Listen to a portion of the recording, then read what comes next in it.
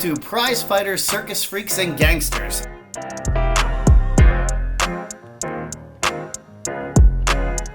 I'm Jamie. And I'm Greta. And we are here to discuss the greatest century in the history of history, the Victorian Age. It was the best, and we are discussing Warrior right now. We're deep in Warrior, Season 2, Episode 7, If You Wait by the River Long Enough. And I think this is a great episode to think about how the way we tell ourselves stories about the past shapes us. And in this case, there's a little bit of telling stories to ourselves about how the people in the past told stories to themselves. So it's one big historiography, Ouroboros, snake chasing its tail thing. Do you want to explain what historiography is? Because I think that is probably a word that most people don't hear. So historiography is the study of history, and it's sort of like how has the telling and writing and relating of history changed over the ages. And really, I mean, in our age of everybody gets a say in history, it's an interesting thing to think about, particularly because it used to be almost nobody got a say in history. So we're sort of at the other extreme right now. Yeah. The English style of teaching history was kings and battles. So it would just be the potentates and the wars that they fought and nothing else. And we are actually interested not in that, but in the French method of studying history, which is the people's places and things. And so that we're looking at the fashion and the culture and the what is actually happening in the world that matters to people who actually matter, which is usually not the kings, frankly. I did not know that was a French method. For me, my introduction to the people, places, and things retelling of history was with Barbara Tuchman, who is hands down my favorite historian. She has two of my favorite nonfiction books. One is on the 14th century, so it covers the plague, and the other one is The Guns of August, which covers World War I. So, yeah. So I'll throw her information in the notes. Nice. Well, so it's interesting that you mentioned a female historian, because I think that gender studies are really played heavily into the development of the French method, because when I was taught the French and the English method of historiography in university, it was really heavy on the English, and we were standing real hard on of course, the only thing that matters are the kings and battles. Who gives a shit what hoe a French peasant used in Toulouse in the 14th century? Like, I didn't understand at the time that the Walkman that I carried to class every day was much more important to history than the guy who was president of the United States at the time.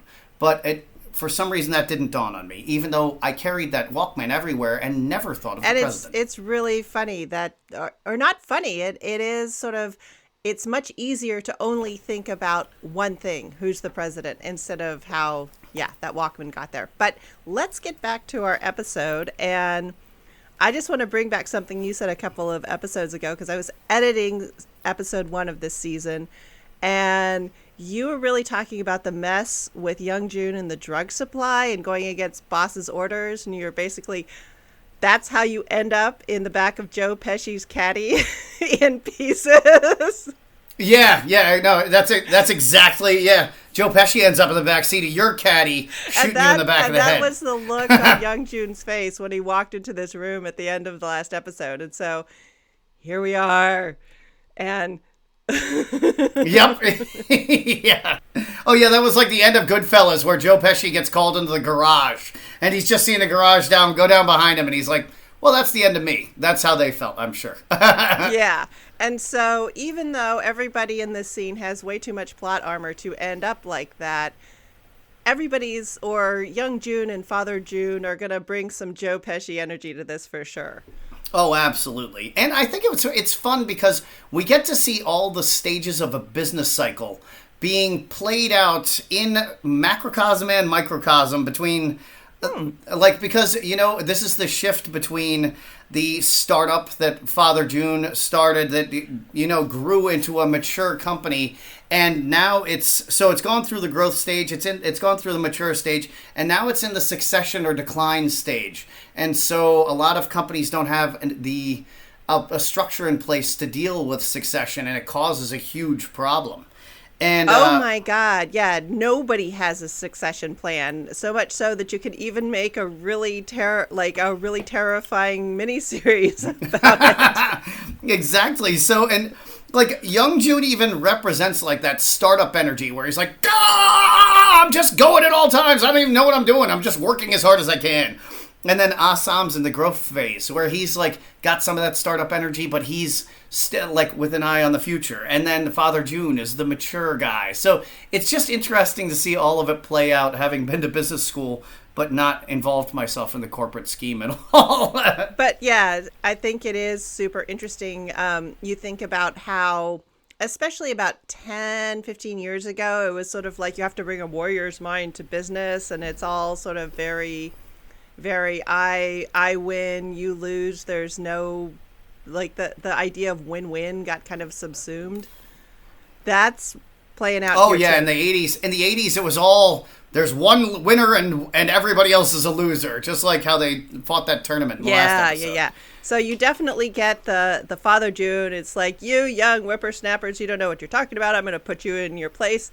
And then pulls the, I'm not just angry, I'm also disappointed. Yeah. It was a really good battle of the wills between them. And I really enjoyed the fact that like Father June's burning him out, but like Young Jun is so stayed in his convictions. He's just like, fine, do whatever you want. I'm taking over anyway. He knew. Yeah.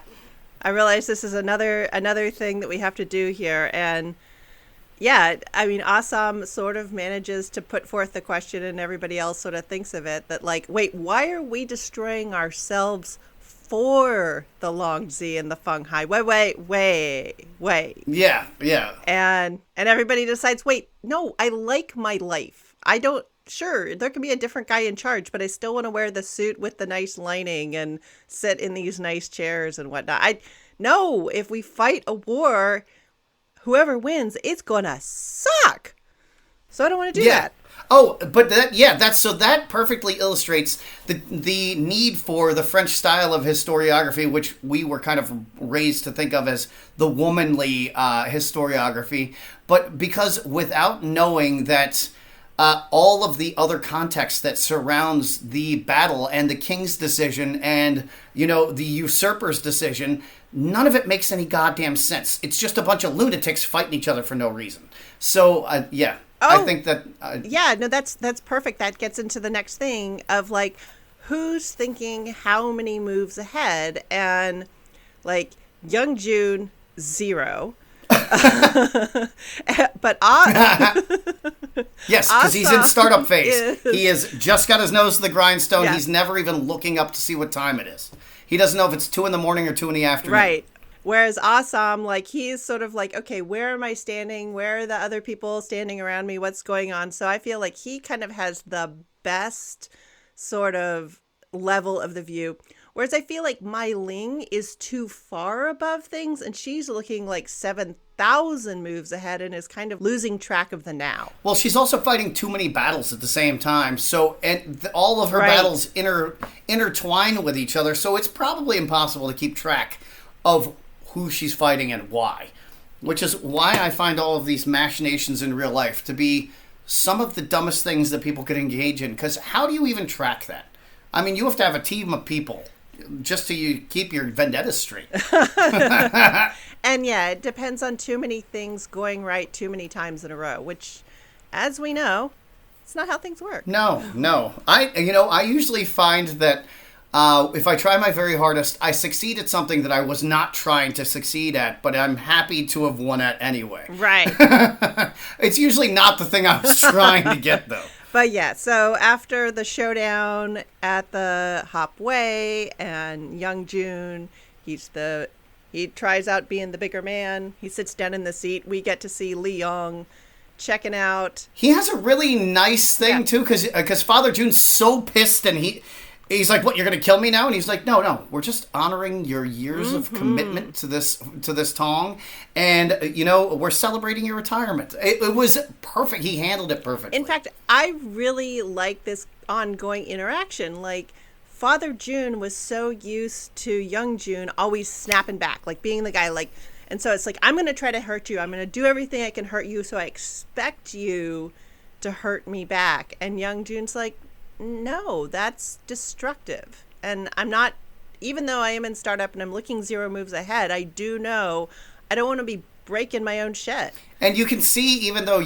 Father June has that, that veneer of staid, unflappableness, he's still the same psycho that his son is. He's just covered it up better because he just keeps flashing off into psycho mode.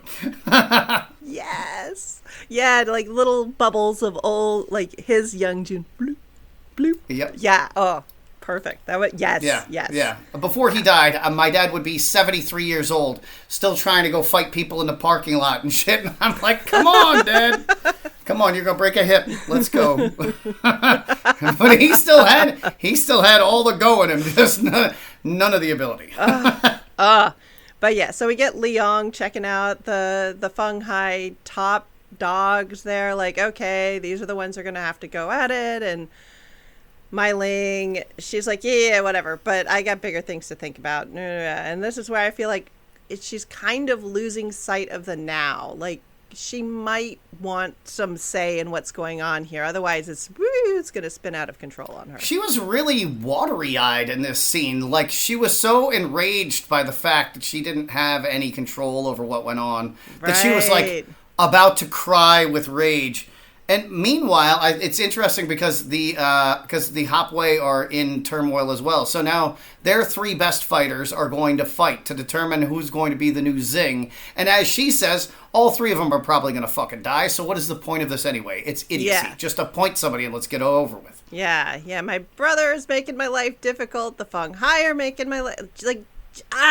I have all of these plans in place. Why won't any of the plans do the plans? I'm surprised she didn't just do probably what I would have done in this situation, which would have been, hey guys, you could be Long Z or you could no longer be. Yeah. And those are the options. So here's some outfits, and you guys could try them on if you want. And if you stay in what you got on, that's what you're getting buried in. Yeah. Goodbye. And, but I was surprised she didn't go with that method. This is what I'm saying. She's looking too far ahead. She's got too many irons in the fire, and she's lost track of the now. Yeah. Also, these people all need therapists because they are just, and that's coming from a guy who needs a therapist. But these people, I'm not walking around with tears of rage in my eyes at all times. So I'm at least past that stage of my life. Oh my God. I was there. So yes, we go from knotted up rage and hate and pain, and we actually get some good happy sex again. Oh yes. Which is such a nice change for this show. Well, it's just such a nice change for televised sex, for God's sake. It's a very, like you said, it was a very well done sex scene. It was the least awkward sex scene I think I've ever watched, because usually I just sit there like, God damn, can this be over? This is the most awkward thing to watch, period. Yeah, it's like it didn't go on forever. It wasn't cheesy, and there was nothing else going on. Like, nobody was trying to pull one over or fake anybody out. I was just like, this is not. Yeah, I don't know the director's. I don't recall it off the top of my head. His first name's Omar. The only thing he's ever directed that of note was a sci-fi show with Katie Sackhoff that I really liked. It came out in 2018, so okay. It was only out for a season, but I really like Katie Sackhoff. She's a badass, and yeah. So after that, we get some Toy backstory, and as I've said, she probably has had to make some very hard choices in her life, and yes. Did you think they were this hard?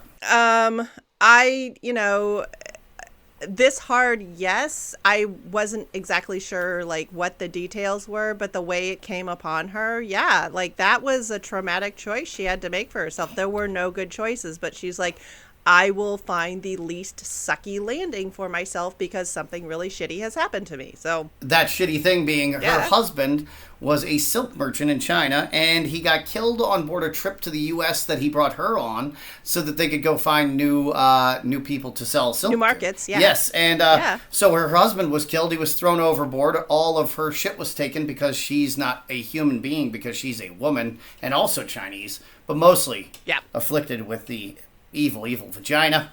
And so she was then going to be passed around the ship and probably murdered, but instead the ship's captain, the swell guy that he is, took her for his personal whore, and that's how she began down the road that she is on now. What a beneficent and kind man. Yeah, so when I think about like Mai Ling and Ah Toy and, you know, other women in here, like the hard choices that they've had to make, and all sort of like, I've made sacrifices and I'm not going to go back on it. Like, yeah, this is sort of the level of horridness that I was sort of expecting. But because, and this is the other thing I liked, though.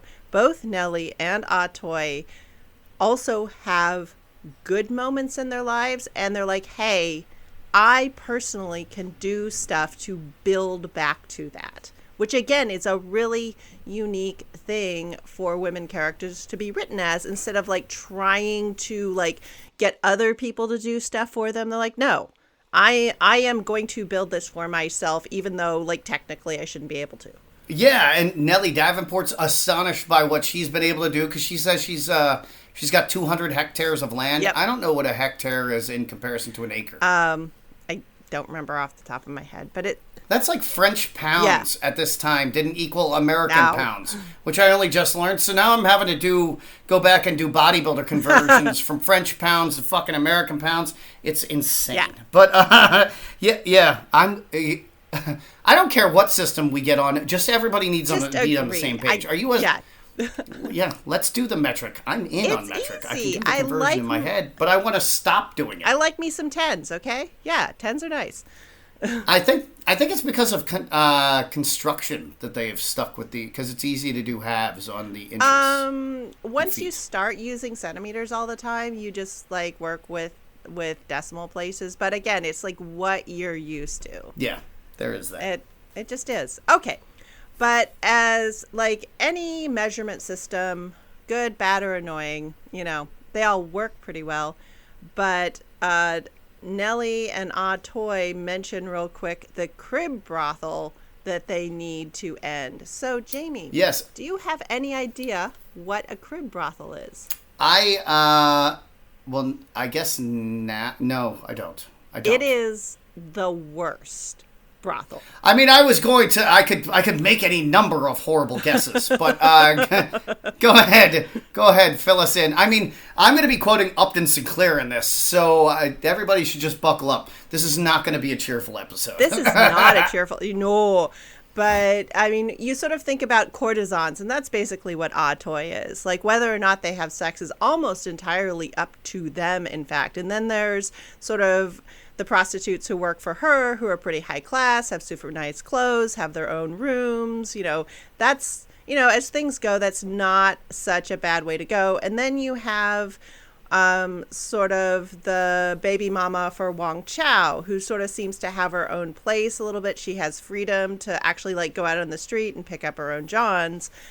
And then you get to a crib brothel, which is basically a prison, with women more or less chained up. They never go outside. They have zero control over their lives. Now, this is what I assume when I hear about women who are brought to the United States in container ships and, like, forced to work at the wishy-wash. Right. To people who don't know what a wishy-wash is, it's, at least in the Philadelphia area, they have places, they're like Asian massage parlors where you can get a hand job afterwards or whatever, but they call them wishy-washes here. But I only know of them because I had to work community service after my DUI, and you don't work with exactly the cream of society. No, I mean, this is the thing. Like, at one point in my 20s, I'm like, I am sick and fucking tired of getting shocked by the terrible ways women get treated by history and modern society. And so I did some diving in just to see how bad it got. And fuck me, that was it was a painful way to spend my time. But on the other hand, yeah, stuff doesn't shock me anymore. It saddens me. So what is a crib brothel? We see one in this later on in the episode. But if you want to go ahead and describe, just so I have an idea that I can picture in my head and I can start comparing it. So yeah, this was a pretty good depiction of a crib brothel. I thought the way they made it look like it was basically an alleyway that somebody had kind of put a roof on, sort of. Like it was not really a building. Yeah, so there's like standing water at the bottom of it. These women are basically in almost, I mean, they're in a semi-aquatic Yeah, basically prison. it looks like they put some prison doors on the sewer out of the city, the storm drain out of the city. Yeah, it looks bad. And so these women were basically Chinese immigrants who were just taken off a boat in chains and then just forced into a cell. Yeah. And that's it. And so you were... And this is why these women didn't live but 5 years. They had a life expectancy of 5 years because they were... they're basically moved from prison room to prison room. And the crib part comes from... I mean, crib has meant a lot of different things through history. But yeah, it's just like a little space that they can't leave. And yeah, I hate thinking about it, but it was a very fair depiction of it, and you understand why Lai went ham in there. Yeah, well, we haven't quite got there yet. You jumped way ahead, but however, yes, I will. Yeah, I will. You did that. You did that. At least you've done it now for once. Anyway, rolling back. So now we're on to Father June basically wants to die because he is ashamed that he has been deposed. He's entering his goth phase. And he can't live with his shame, and he's like, just kill me! Just kill me! Why the fuck won't you kill me? Just kill me! And Young Jun's like, would you chill out? God damn. But again, like I said, I have... Like, you're a valuable dude. Like, I need you as my advisor. Yeah, that was like me pulling my dad off the curb. Like, come on. Like, yeah, I'm sure you got him. I'm sure you'd get him, Dad. But yeah, but I did really like this great display of how when somebody comes along and they're like, I've sort of been through the shit. And I would like to treat the people coming after me, or I'd like the people coming after me to have it better. There's always these people who are like, well, I suffered, so you'll have to suffer the same way. And that's it's not exactly the same thing going on here, but it's sort of like these impulses for like, let's do it a new way, a better way, are thwarted by people who just, they want to have their tragedy. Yeah. It's like the perpetuation of the medical residency system. Right. Like, well, I had to stay awake for 36 straight hours, so do you. That makes no goddamn sense, and it just precisely endangers us all. And they're like, and why do all of these medical residents end up on all sorts of stimulants and sleeping drugs and all sorts of, like, I don't know, maybe because the guy who invented it was also on all of that shit. Yeah, maybe because he was addicted to the same things. They were just, not so legal. Yeah, so there's that. And then we get Penny at work at the coffee table, where she's got, her whole business spread out in front of her. And that was such a strange, staging for me. I'm wondering, because they're filming this clearly in a house, not a soundstage. So it might have just been this is the way we need to set things up so we can see stuff.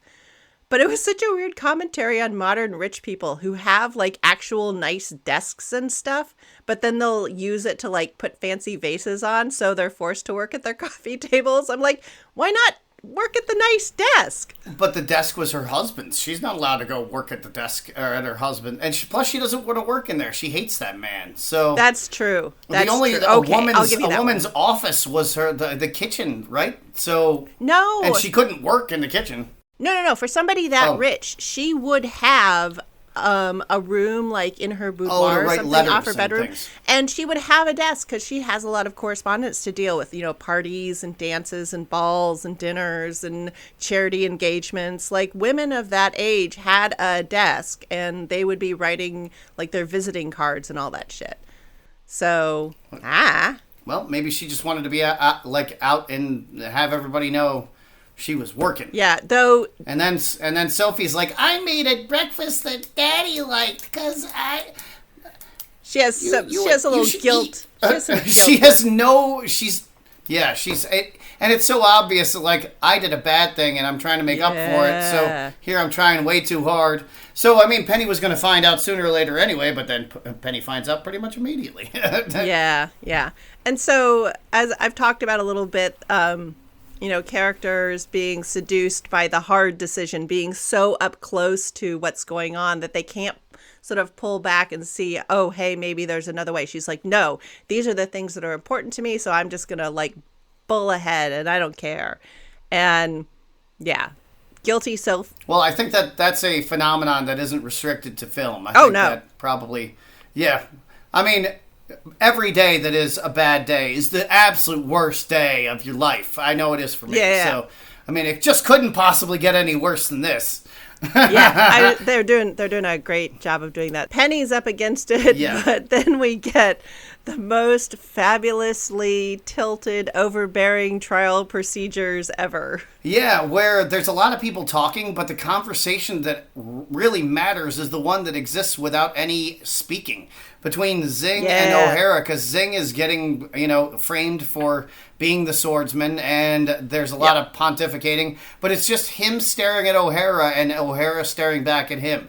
And he's trying to guilt O'Hara with his initial stares, and then after he's been sentenced, O'Hara just gives him this little tiny look that says, I told you not to fuck with me. And Leary watches the entire exchange and walks over to him at the end and is like, well, that worked out real well for you, huh? Yeah. Oh, so good. So good. Yeah. When Leary lets O'Hara know that, like, look, I know that you were dirty and whatever bullshit story you're going to feed me, I just don't bother. He absolutely knows that that O'Hara was in Zing's pocket, and he says so. But then when O'Hara gives him his little limp dick excuse, Leary's like, yeah, that's what I thought it was. All right, I got you.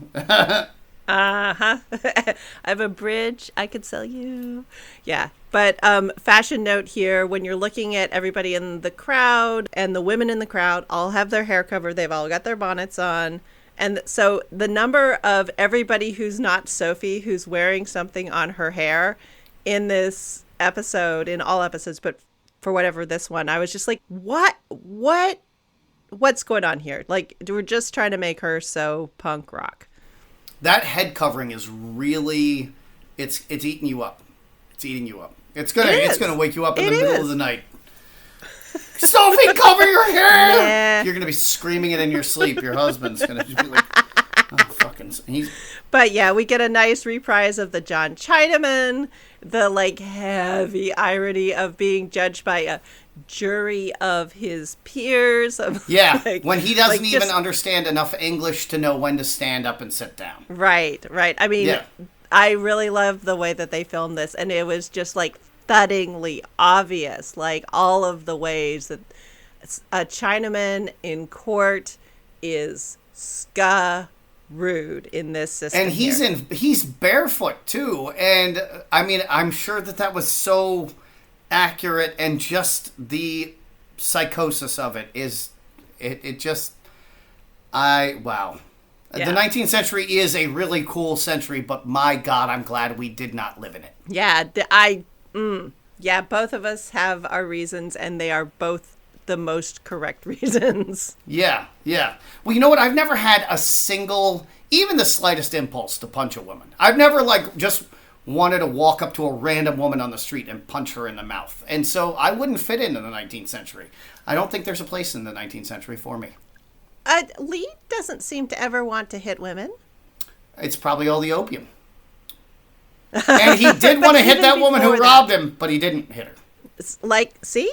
Even before the opium. I mean, come on. He was doing his own laundry, for God's sakes.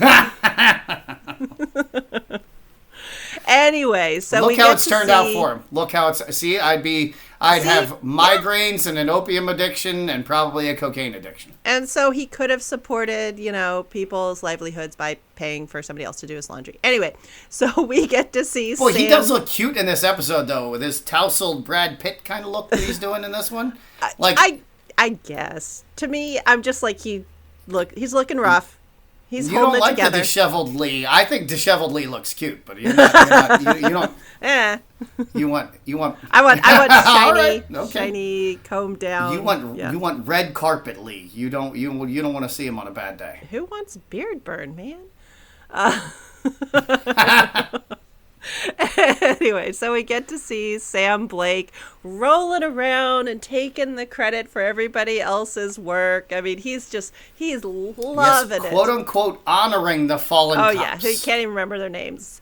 This one Irish guy, I don't know, Patrick O'Patio, Thoughts and I don't prayers. know. Yep. Thoughts and prayers to Potato O'Hanrahan. But meanwhile, we get to see O'Hara in what I love to call the peculiar agony of having to take public adulation for false accomplishments. Like, he's like, fuck me, shut up. Yeah.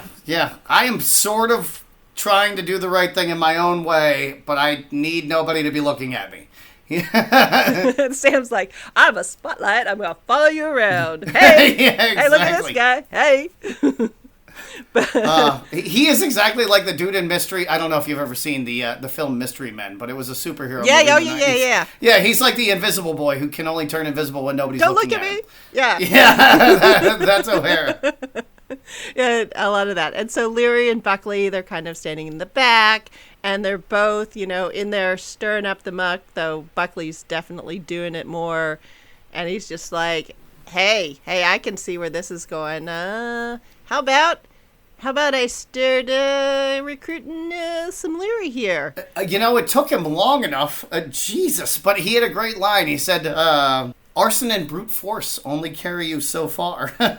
Yeah, and Leary's definitely doing the, no, I'm just a man of the people. I'll never be a politician. I'm like, you and... I'm no fucking politician. And so at this point, like, every arrow on the map is like, Leary and Sophie get married and they become the political power couple. Now, I could be wrong, but I really feel like that's the direction I'm being written into. I'm enjoying it. Oh, certainly.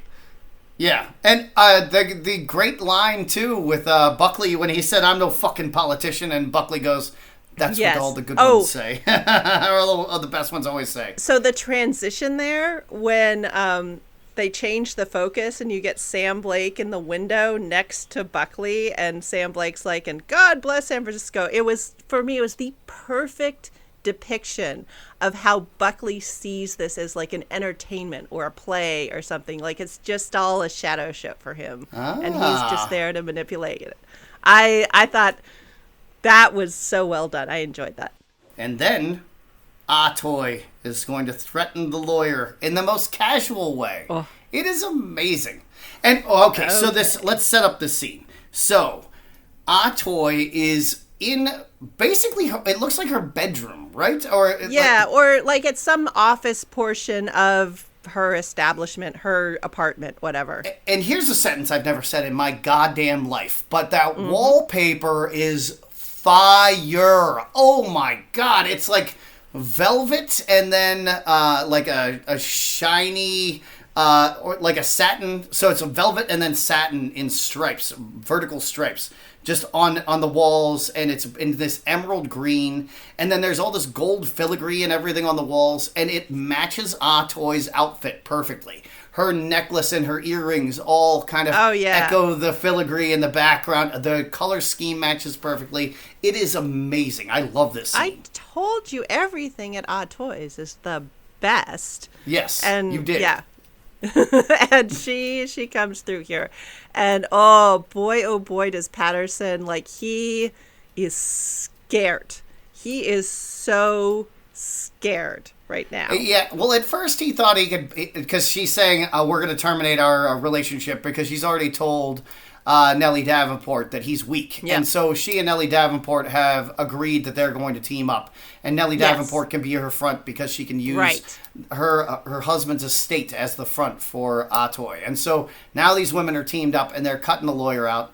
And he's going, no, I can't do it because he has leverage positions, which means he has actually either sold these properties or he has taken out loans on the properties, so he can't sell them. That's what it sounds like he's done. Yeah, he has. Yeah. He's taken out loans using them as collateral. It's like, oh, he was using her money as his money. Whoopsie. And even though he was kind of scared of Atoy when she's like, look, you take care of me, I'll take care of you. I won't let these guys get you by, cutting off their heads. Patterson did not understand the message. No, he certainly didn't. He didn't understand that you better straighten up and fly right or else this woman's going to cut off your head. Now he gets the message, though, because when she says, no, we are done with this relationship. You don't have any time. And what does she say? There's no reason we can't part on good terms. And gives him a slight smile, and then that smile disappears, and she just stares at him. Yeah. And you made a that's lot of when money he out realizes, oh, well, I fucked up. I'm in trouble. Yeah. Yes. Yep. And the other thing, he's like not even honest with her, which even more screws him over. But he's just that kind of guy. Yeah, I guess. I don't know. I had a roommate in college whose girlfriend stabbed him because he lied to her, and pretty quickly I learned best not to lie. You're going to get caught eventually, and then you'll probably get stabbed. So, most people aren't going to... This man has not learned this message. No, are not actually physically going to stab you, but it's going to be just as inconvenient. So, yeah. Yeah. You know what? I found that women have ways to make you wish that they had just stabbed you and gotten it over with. Instead got it over with. Yeah. But no, they can hang on to that because you never actually got the punishment you deserved. But then we get Leary sort of out there getting his workouts. I mean, he really looks like that fight is about just keeping his XPs up. I mean... Oh, absolutely. That's a great way to put it. And how about the most spectacularly, artfully applied dirt that has ever been applied to human beings ever? The dirt application on both Leary and the other man are beyond perfect. And to anybody who wants to know for Halloween well, actually, this is going to air too late for that. But in retrospect, if you want to know how to apply dirt to make yourself look more muscular, but it's on the screen. And so these artists have figured out how to use negative space to give the impression of muscularity that might not necessarily be there, or to accentuate muscularity that already exists. But it's all over Leary's shirt, in his sweat, in his sweat stains, in the dirt. It's phenomenal. And the fight scene's amazing, too. It was pretty accurate to the way boxing occurred back in the day. There was a lot of hand parrying that went on back before, like the Joe Louis area. Okay. And so but like you said, he's clearly toying with this man until the appearance of a bonnetless Sophie. Yes, thank you. Yes, bonnetless, in defiance of the fucking gods, bonnetless. He's just kind of like, I got to get my workouts in, and then Sophie distracts him, and he catches one in the face, and he's like, well, this fight's got to be over now. Yeah, well, there was it slowed down to Sophie with her backlit. It was all like Scarlett O'Hara just looking off into the distance, having the vapors because she's her house is on fire or whatever. I don't know. I haven't watched Gone with the Wind, but it had that feel, and like time stopped for Leary. I keep wanting to say Leary. Right. Time stops for Leary. He gets punched in the face, and then he just immediately 2-punch knock out of the guy so he can go talk to his girlfriend. Yeah, he's like, all right, I'm done. I've had enough of this. Yeah. Like you said, he was just working on his XPs. He's just practicing his moves. Yeah. All right. So they go back inside the Banshee, and they're just chatting, and yeah, you could just see the arrows pointing towards them. They got to get married. I mean, every scene they're together, I'm like, why has nobody said anything about Sophie's reputation yet? They're too busy with the bonnet. Their brain is melted.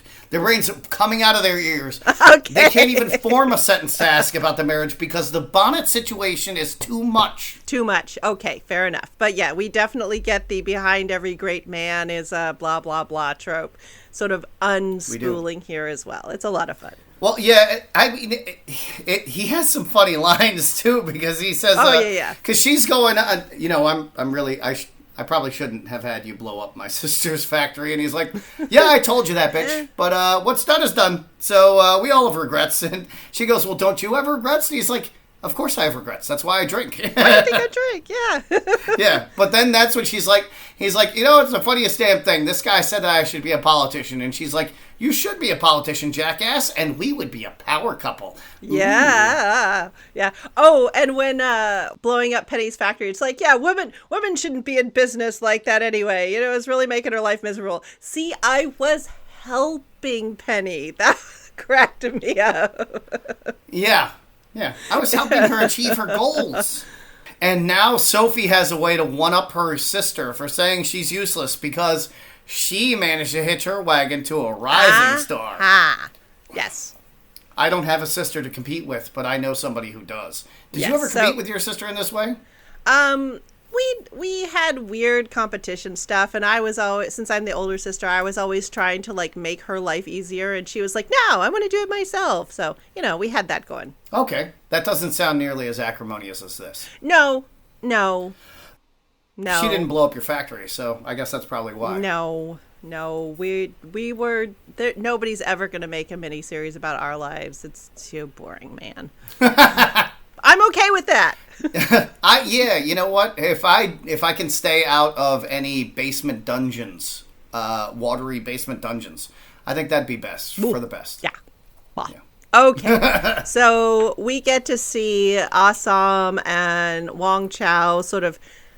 Wong Chao is like, okay, this Ah Sahm guy's on the rise. I think he's the man I want to deal with, and he has a more subtle mind than only the next move, Young Jun. Like, I can't deal with that guy. But Ah Sahm shows up with kind of some big news because Young Jun is ordering, quote unquote, a full set for the crew. So hatchets and knives for everybody in. That's a lot of hardware, man. Yeah. And Chow's like, oh, so you guys are going to war then? And he's like, we just like to be prepared. He's like, yeah, right. But they're talking back and forth, and Chow's sort of doing the, I am just a simple boat floating upon the water. I have nothing to do with the currents below me. And Ah Sam's like, you're full of shit.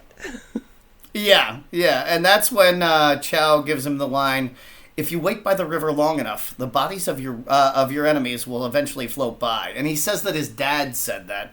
And then Ah Sahm says, I believe that was Sun Tzu. Yeah. However, this is a misattribution, is it not?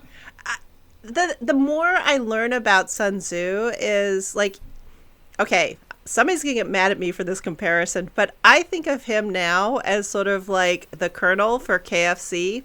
Like, both of them were real dudes.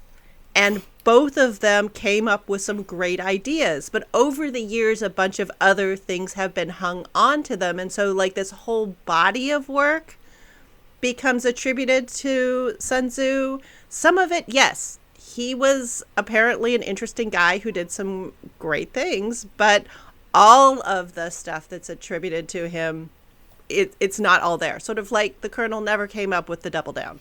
No, he didn't. But the fact that he peaked at 62 is hope for those of us who have, didn't quite achieve our goals in the first act. Yeah. Right. And so, whether or not Sun Tzu exactly said that, it fits in with his body of work, I would say. Well, he did not. And this actually doesn't really fit in with what he said, because most of what Sun Tzu was teaching was how to achieve your goals through non-violence. And it wasn't because he was a pacifist. It was because violence is wasteful, inherently. It's Violence is wasteful. It's yes. inherently wasteful. Yeah. It wastes a ton of resources, and those resources could go to better things. And so the quote itself is from Confucius, and it is so it's misattributed, and it's also a misinterpretation. Because one of the words, as we've discussed, depending on the tone of the character, it's going to have a different meaning. And so one of the meanings in this phrase could be corpses, but what he was actually saying was that time passes like a river running day and night. So, like Bernard Cromwell used to say, fate is inexorable. Yeah.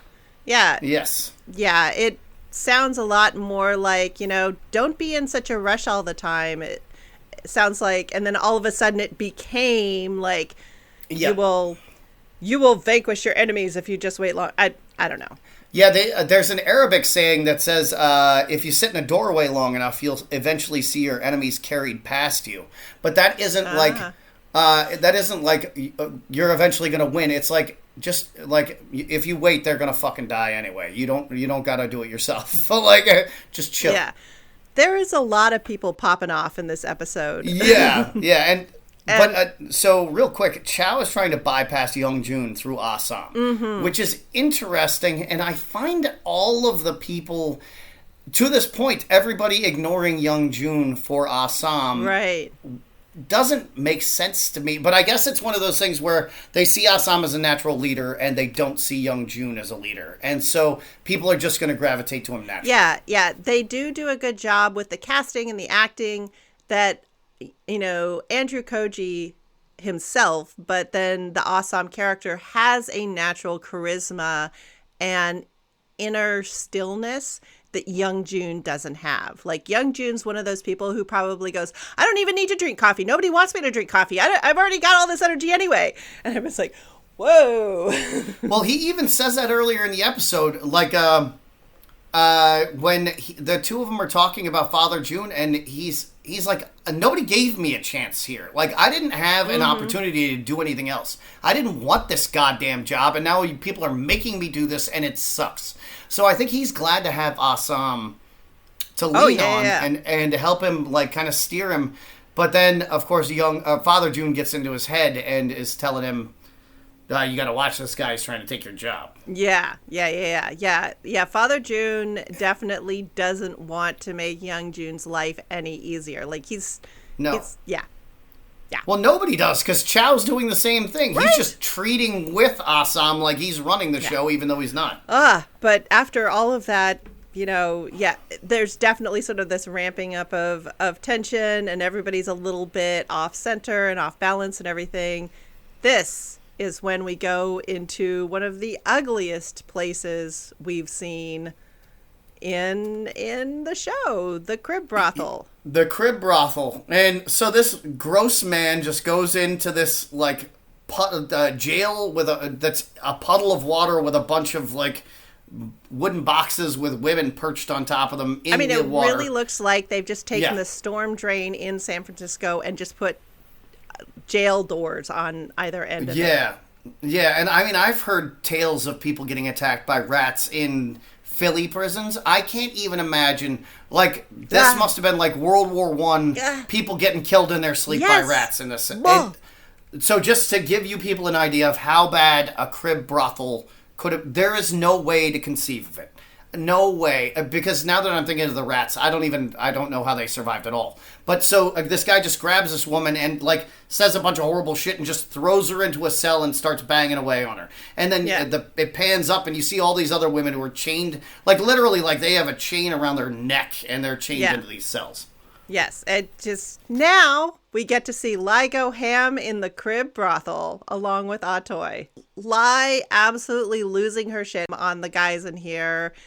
It makes sense. But Atoy... Yeah, she rapes him with a pole. She fucks him with a pole. But Atoy is being efficient and surgical about it. She's just like, 1, 2, 3, 4. She's being clinical. But Lai, I mean, the way she knocks that guy's teeth out before she fucks him in the ass with the pole, I mean... Yeah, she basically curb stomps him with an axe or whatever. She puts an axe handle into his mouth and then bashes his teeth against the bashes his teeth out by slamming her fist in the back of his head. She wanted him to suffer. She cannot make these men suffer enough, basically. No, and honestly, whatever she did to them wouldn't be enough. And I was curious kind of in that moment, was she raped or was this just secondary anger? And it almost doesn't matter. But yeah, Ah Toy sees her doing this and she's like, uh-oh, Lai is not well. Yeah, did she have her tongue cut out, or did she just not talk because she's mentally broken? No, she just doesn't talk. Oh, okay. Yeah. Gotcha. I think, like, she hasn't that hasn't happened to her on the show, but like maybe that's some backstory we're gonna get, because later on she doesn't really speak. I know there is a medical condition of muteness, but I've never encountered it, and I don't know what is it. What is being medically mute? There's a bunch of different ways it can happen. You can also get a thing where your voice box is spastic. RFK Jr. has it. That's why his voice sounds so weird. I've never listened to a single word that man said. I don't need any more reasons to want to kill him. To me, that's the most tragic thing about the guy, and I don't want to get too much off on this digression, but he really did ask some great questions about how chemicals were being treated in the environment, and like this was a problem. It's just instead of staying on the like, okay, this is provable, this is something we can do, he got really personal for him, and he veered off into crazy land. If they don't have a degree in science, I don't want to hear their fucking opinion on a vaccine or science in general. They don't have an opinion. That would be like me going to a job site for a construction worker and nitpicking what they're doing. I can bang a nail into wood, but that's as far as it goes. Like, I don't know shit, and I wouldn't tell people how to do their job. It makes no sense. Yeah, and that's the thing. He used to work as a lawyer helping out scientists. Still not a scientist. Yeah, and right. But then once he decided he was going to decide what was the good science and what was the bad science, instead of helping the scientists, that's when we lost him. But yeah, no, he has a thing where his voice box is spastic and won't work. And so that's one version of people who become mute. There are other psychological things. I assumed it would be a psychological thing. Yeah, no, it's like asking why is somebody short. There's a lot of reasons. Gotcha. And we don't know which one it is at this point. And to you listeners, when Greta and I stand together, it must be amusing to see, because she's a full foot taller than me, I think. Are you 6 feet? Just about, yeah. Yeah, and I'm 5'4", so it's, yep. You would definitely dunk on me. I'm not going to play you in volleyball or basketball. But, yeah, there was a moment in high school where a bunch of guys were like, wait, you can spike the ball, as they got one in the face. Yeah. You're like, yeah, say another thing about how women can't play this sport. I guess your friend can say it since you're picking up your teeth. Okay, so let's see, where are we? So, yeah. So Lai was playing with her food, and Yes. Atoy makes her stop. She rammed a pole up this man's ass and then just stabbing him back a bunch of times. And then when Atoy's like, that's enough. Then she takes a machete, stabs him through the back of his head, through his eye. It's amazing. It was nice. I was going to say, that was style. Nice effects work. This episode had a lot of really great horror effects. They did a real good job. An interesting thing to me is I love the way that Lai moves in a very coded masculine way. Like, the outfits she wears are very masculine, coded within Chinese wear anyway. But I could really see it when she walks away from the camera, and then you see all the girls walk away. The way she moves much more like a boy than she does like a girl. And I think that's great work by the actor. Interesting. I did not know that. But what I did notice was that this is going to be a fucking mess for O'Hara, because they just had a parade for this man.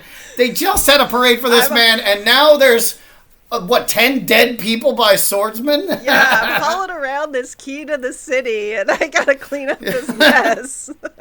So then he walks in there, and immediately they go right into like a New York City cop mode. They're like, well, this shit never happened. And the one guy's like, well, I'm going to need some money for that to work out. And he's like, how about sergeant? You can be sergeant. All right, get Yep. the fuck out of here. Let's clean up these bodies. Yeah, no, it was There's no definitely swordsman. sort of like the price of power. You start accumulating these debts. So even though he's not playing the tables, he's not debt free. Nope. And he's still trying to dig his way out. But he's doing it Dig with... up, Bill. Yeah. Dig up.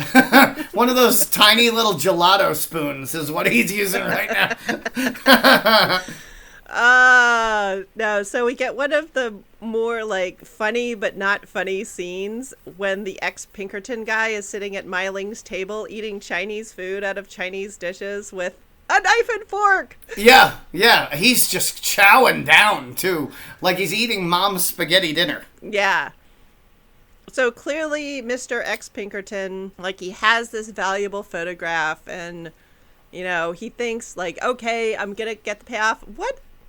I'm starting to get the feeling that this guy might not be long for this world now that he's turned over the thing Mai Ling's looking for. Yeah, it's going to... So he has discovered a picture of Buckley. Yes. And Buckley was apparently a very different person before he went to the war and then when he came back after the war. Mm-hmm. And so there is a photograph of his wife that we do not see, who has since remarried, but I'm going to guess that she's in San Francisco? Oh, no, I'm going to guess that like Lee, his former beau is non-white. Okay, interesting. All right.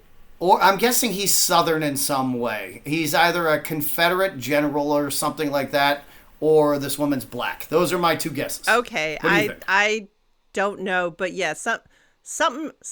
He's a wrong one somehow, and we're gonna see what it is. Yes, but I think that if that Pinkerton tries to charge too much money for this photograph, he is going to find himself dead very quickly. And he's not paying attention because he's drunk at all times. So he's probably going to die. He's probably going to have an accident, like you said. Right. And Mai Ling's like, you're just going to blab. I mean, I have killed way more important people than you.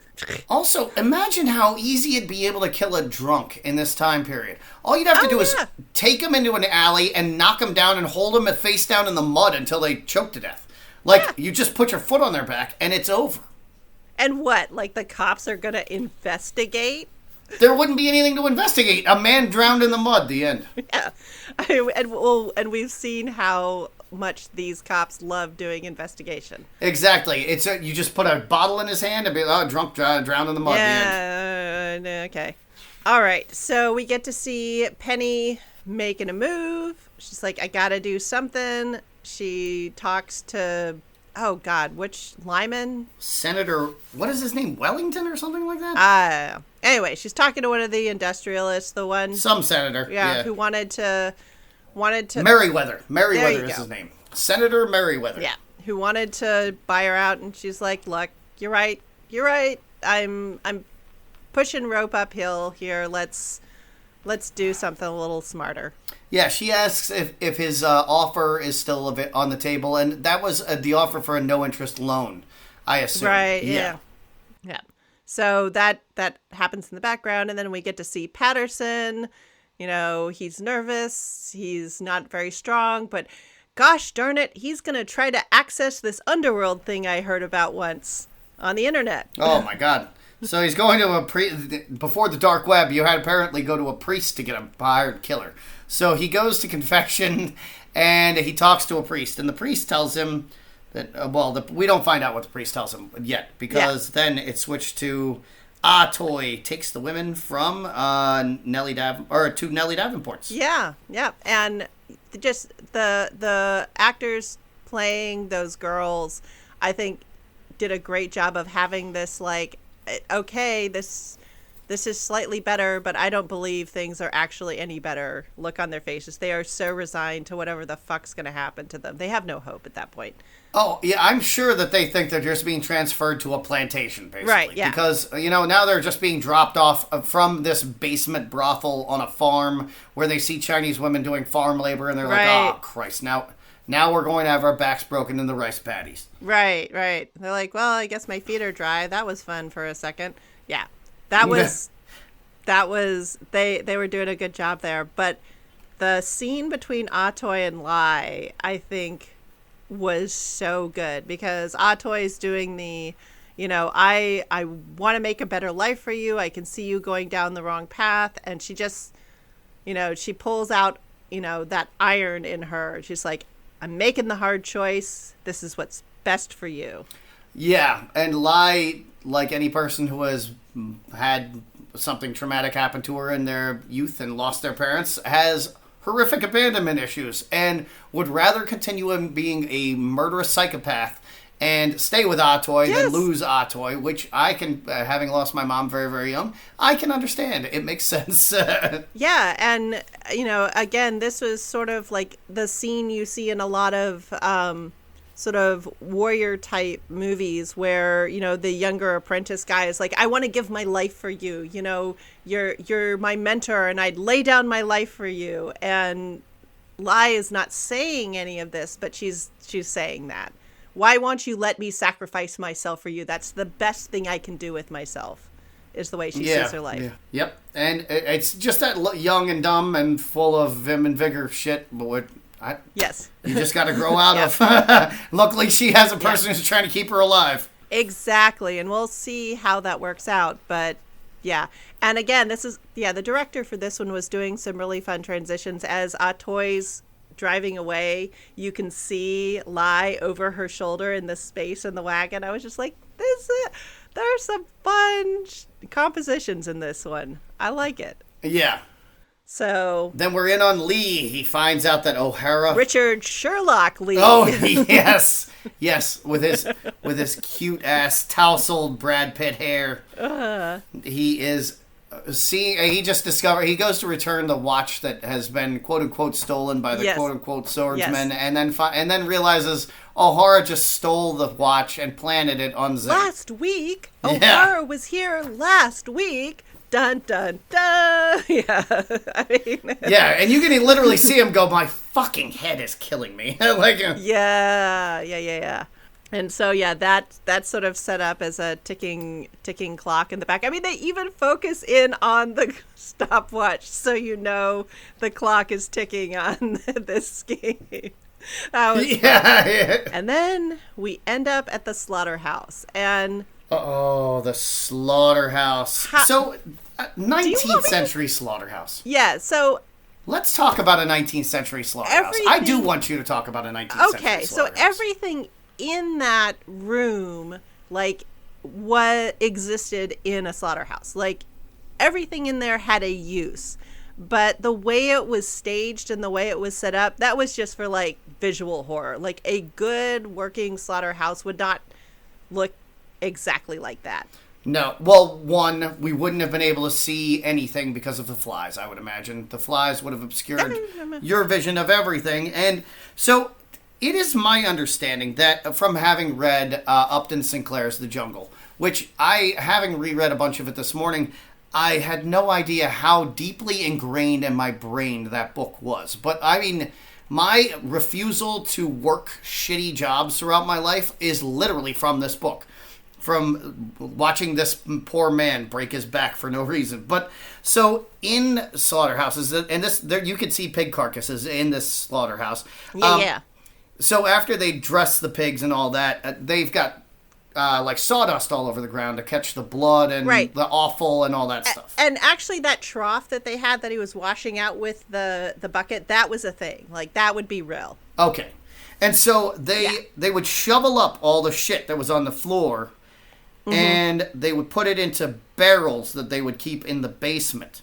And then once a year, they would take these barrels out of the basement that were filled with butt ends of smoked meat, scraps of corned beef, all the old odds and ends that were in the plant, including dirt, sawdust, rusty nails, whatever was on the floor, and dead rats. Lots of dead rats.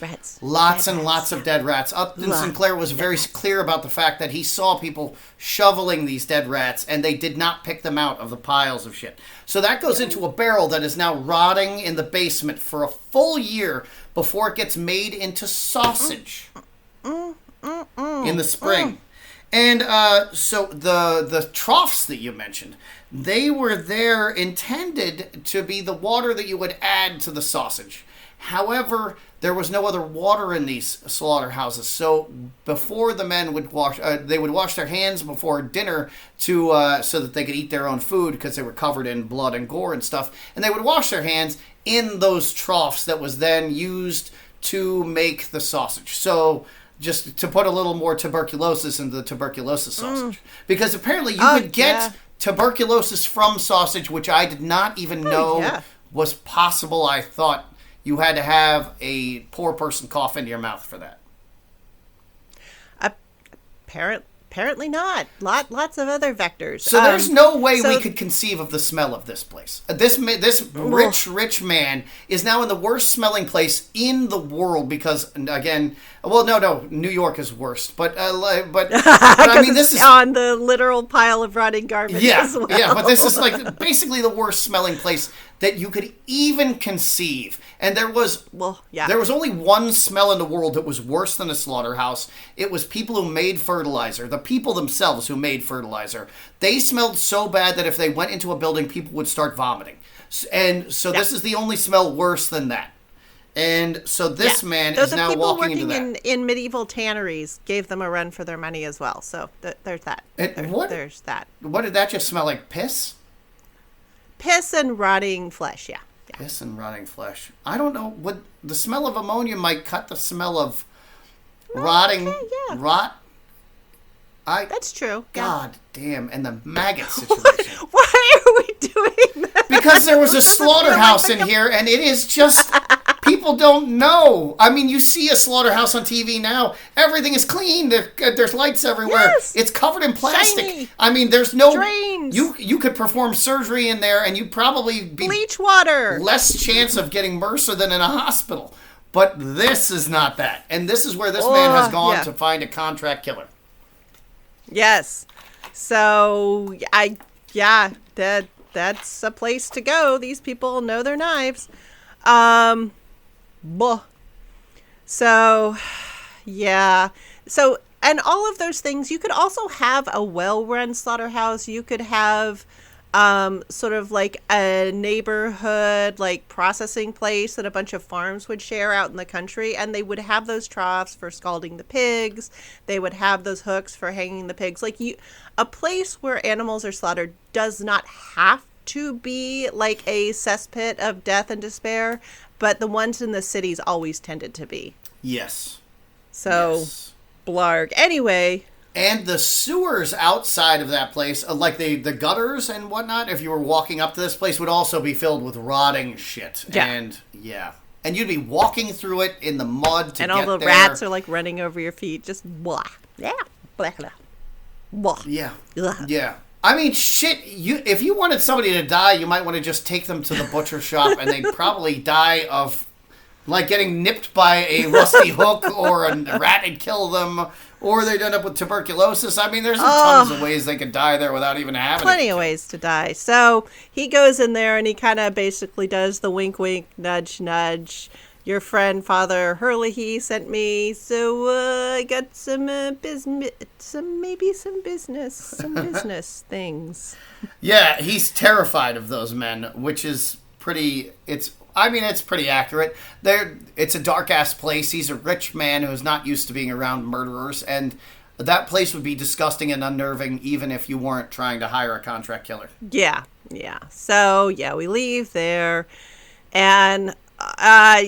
Don't try this at home, kids. Mai Ling is getting some weird ideas about how to retain power. Yeah, she's using erotic asphyxiation, which crossover is the way that David Carradine died, the star of mm-hmm. And part of me is like, is that where they're doing this? Yes. Yeah, that is definitely one of those things that people quote unquote fool around with that can really fuck them up. Like there's a lot of other things you can like push the edge on, but yeah, like the that can go so wrong so permanently so fast. Also, letting an avowed murderer choke you during sex, who's angry at you? A murderer who is angry at you, allowing them to choke you, probably not good for your longevity. I would say and angry at a lot of other people too. Lee Young should have already killed Mai Ling, and I think that every day that he doesn't is a mistake. And so I think this gets back to your point. Like, he's just one of these guys who feels safe working for somebody who kind of treats him like shit. Like, there are people out there. Yeah, well, I guess we've all been in those relationships, so it happens. Sometimes you just get stuck in that mode. But yeah. So now we get to see Sam Blake. He's still like wearing other people's accomplishments. Speaking of shitty relationships. Yeah, he's still walking around in other people's accomplishments like, hey, yeah. Look at me, pontificate. This man has no survival instincts and the worst intel operation of any prominent politician ever. I will say that this is a very good example to anybody who's in a relationship of how important communication is, because if these had simply fucking talked to each other, they would have realized their goals aligned and they could work towards a common goal like Sophie and Leary. But instead, they both acted like shitheads to each other and didn't speak to each other, and now their plans, even though they align, will not work together because they hate each other so much. Can I at least say Sam started it? Yeah, I'm not saying that Sam Blake doesn't deserve to die. I'm just saying these dickheads could have avoided, Sun Tzu style, avoided getting to the point where somebody had to die because they found an alternative solution. Yeah, like, because that is the thing. They get themselves in this attitude trap where both of them want the other one to lose. That's the only way they can win. And lest anybody think that I'm standing atop of a tall point, preaching down to you. No, I'm merely saying these things to remind myself that violence is not the first 6 solutions you should come to.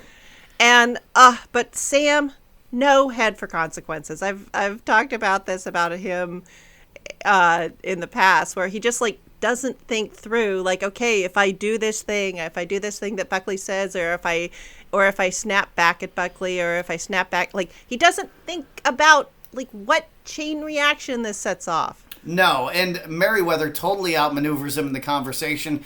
And then his last line to the mayor, when he says, when he's talking about how his wife knows what's going on and he clearly doesn't, maybe he wants to go home and talk to his wife, and then he goes, perhaps she should be the one running the city. And that's when you see his mind breaks. Poof, just a million pieces. Yeah. The walrus man has melted down. He has left the building. This is actually another really good point, and you'll see it over and over again.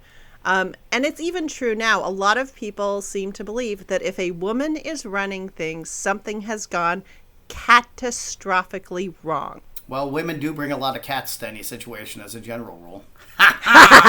It was right there. And you really emphasized cat. I did. I'll take that one.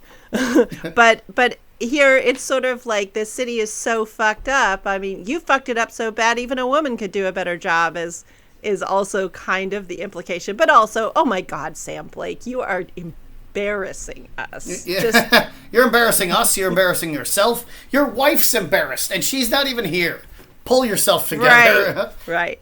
But just like Sam has no head for consequences, Sophie, no head for consequences at all. Nothing. She just barrels on ahead as well. I loved the way that scene was shot, though, because the second that he got hit with that, perhaps she should be the one running the city, the bartender goes, another shot, and he hears it in this weird, like, it's through a megaphone. Yeah. And I have been in that situation so many times, and the right answer is not yes. But that is the answer you give to the bartender every single time that bad news hits you. Jesus Christ. There's no better way to make a bad situation worse than to get drunk before you deal with it. Bad situation faster, louder, harder. Yes. And that's what happens to Blake, because he comes home drunk, bitching about her deal with Merriweather, and she goes, yeah, well, I want a divorce. Yeah, because she's just had that whole run-in with Sophie where she's just like, I saw you on the street with Leary. I know what I can only imagine how bad this is. So just get out. I can't even deal with you. I've given you every chance, and you're just making my life worse. So, Yeah. out. Yeah, and I don't know if you blew up my factory, but I know your boyfriend blew up my fucking factory. And I don't care. Yeah. And so I'm like, so now are they going to get married? Like, they have to get married. Does it happen now? And will she wear a goddamn bonnet when it finally happens? That's the question I'm wondering. What kind of bonnet will she wear? Oh, so yeah, like just and we've all had these moments in our lives where all the bad things are all happening at once. Hopefully it doesn't go as bad as this goes. She hits him with a nice right cross. Oh yeah. She's been saving that up for a while. But I had to compliment, like, in a show that does so much good fighting, I felt like this was a really good depiction of the sort of messy, brutal, uncertain, like, thoughtless domestic fighting that people actually do a lot of the time. Like, yeah, it seemed to be pretty dead on. Like, it's slow. You're kind of aware at some point of how horrible it is, but you can't stop yourself. Like, the whole thing is just so painful, and it was a great depiction. Like, it was horrible, but it was a great depiction of it. Yeah, even down to he's choking her to death going, why are you making me fucking do this to you? Yes! I appreciated that very, very much. And then it turns into Clue at the very end. Yes! But I know who did it. I know who did it already. It was Jacob. And he did it with the poker, in the foyer. Front hall. Yeah, he did. Yes. The foyer. But we've already seen in this episode that Jacob is fucked, and he knows it. He's no dummy. So, he's just smoke. You don't see him leave. But you can see the look on his face, like he wants to turn into smoke. Yeah, it's one of those. It's one of those cartoon Johns where it's just a puff of smoke and he's gone. Yeah. Yep.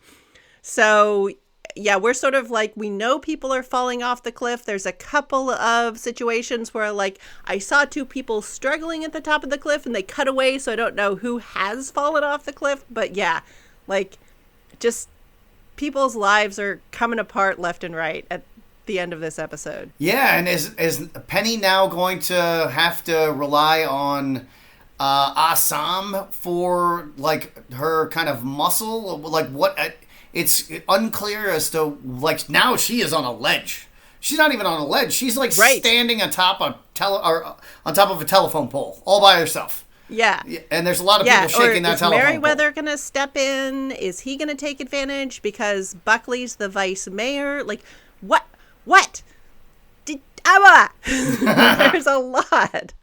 But also the shot at the end of the poker, I was just like, gross. Oh, yeah, where there's a little chunk of scalp on there. Yeah. Okay. That was a lot of stress. Took a lot out of me. But okay. One thing that I failed to mention in the last episode was that in the scene where Michael Bisping gets his ass kicked, and he gets kicked in the face, Ah Sahm kicks him. Michael Bisping took that kick over and over and over in the face, and Andrew Koji was like, that guy, I can't believe it. He just took it over and over and over. I just kept kicking him in the face, and he just kept taking it, and he was a consummate professional. And I just thought that was really cool, because, you can see them making contact, but you don't really know how hard the contact is. But apparently he was quite bruised after that, after shooting that scene. And it was such a quick end to that fight, too. I mean, it was almost anticlimactic. It was like the Indiana Jones shooting the guy with the sword. Right. Well, the way I read that is it's sort of like they were kind of tricking us into thinking this was going to be the big confrontation. But it was like, no, that wasn't actually the confrontation. We got a better one. This was kind of, I thought it was going to be like a preview to Leary. And now I'm like, oh, Leary's in trouble. Yeah. But there was something about all of the stuntmen who actually got to, like, be in that episode. There was a certain amount of just, like, wild glee in everybody's eyes. It was so fun to watch. Yeah. I love watching stuntmen film stunt scenes. They really enjoy themselves. And to have it be, like, the centerpiece of the episode, too. Like, yeah. And that's it. So, yeah. So next week we have all enemies, foreign and domestic. So yeah, we're going to find out who landed on the bottom of the cliff and who's still standing at the top. That we are. People should be listening to something in the meantime? What should they listen to? I have a feeling you might know. Well, you can find me on my food podcast, The History of American Food. And I just finished sort of a really sarcastic look on how America got Louisiana. So next I can talk about the starting of gumbo in America and jambalaya and some other delicious things that looked really different in the 19th century. That is very fun. And I know that Tabasco was founded in that era, and also that they created an ecological disaster with Nutria, the guy who founded Tabasco. So do you cover that at all by any chance? The history of hot sauce in America might be very interesting to learn. Oh, yeah, I will get to hot sauce. It's sort of around as a local pickled product at this point, but sort of up until 1815. It doesn't become a commercial product until later. So, okay. We're in the very early stages of kind of Tabasco type sauces. That would have been a sauce that sailors would have enjoyed then, right? Because it would have kept well on at sea, and like you said, they were big on sauces for their... oh, yeah. So was hot sauce a thing for sailors? And that's a port? It definitely would have been for like non-British sailors. I mean, because you think about sort of the global economy of sailor food. Mm-hmm. Yeah, like, the African, Arab, Chinese, like a lot of them would have been into hot sauces. And then it sort of spread out into the world for sure. But yeah, chilies and vinegar with salt, that's going to keep in all types of weather. Nice. Yeah, I've written about pungent foods and like their effect on your health and how important they are, but I didn't really write so much about the history of it. So that's why I asked. Yeah. No, we're basically really boring food. America absorbs the fully formed country of Louisiana, basically New Orleans, and regular America goes, whoa, that's too much. You stay down there and we'll deal with you later. That's funny. Dirty rice. We can't handle it. Spice blends. I'm sorry. That. Yeah, having grown up in a Cajun household and having always had like our turkey stuffed with dirty rice and things like that, I am appalled whenever I go to a regular white Thanksgiving because it's the blandest thing I've ever been to in my life. But cornbread and white bread in the stuffing, Jamie, isn't that enough variety? Maybe throw some mayonnaise in there just to make it even whiter. Jesus. Yeah. We're coming up on the stage of like sort of defanging Southern cooking. And so you'll come across these recipes from the early part of the 20th century where they'll be like, 1/4 tablespoon of garlic powder, serve 6. Like, that's all, like, garlic. I don't know how I feel about that. Oh, my God. These poor, sad people. My God. I was in a diner last week, and I had white gravy that had no garlic in it. And I just pushed it away, and I just paid for my meal and walked out. I ate one bite of it, and I have never done that in my life. I was so pissed off by the lack of seasoning in my white gravy, I couldn't eat my chicken fried steak. See, I can do white gravy without garlic, but it has to have like a lot of mushroom and like red pepper in it or something. Oh, to give you like some umami or something, but yeah. Yeah, exactly. Yeah. Like, it doesn't have to be garlicky, but it got to be something. Come on. Oh, this was a roux with no seasoning of any kind. It was just a shitload of butter, flour, and milk. It was god-awful. Okay, so when you're not giving 0 stars for your diner experiences, what are you doing on the internet? I am endlessly posting about the exciting history of strength sports and martial arts around the world, and at plagueofstrength.com and at plagueofstrength on Instagram. Really just Instagram is where you want to catch me. And I just launched a new program called Backed by Deadlifts that is available for $25 if anybody would like it. It is a great time, and it will cause you to use the deadlift in a way that you've never used it before. Interesting. All right. Well, everybody can join us next week as we go into episode 8 and see you then. And Greta will tell us what she deadlifts in the next episode. Cliffhanger. All right. See you later. Bye. We're on Instagram at PCG Podcast. And you can always reach out to us by email at pcgpodcasters@gmail.com. And you can find more dope beats like this one from royalraven.com.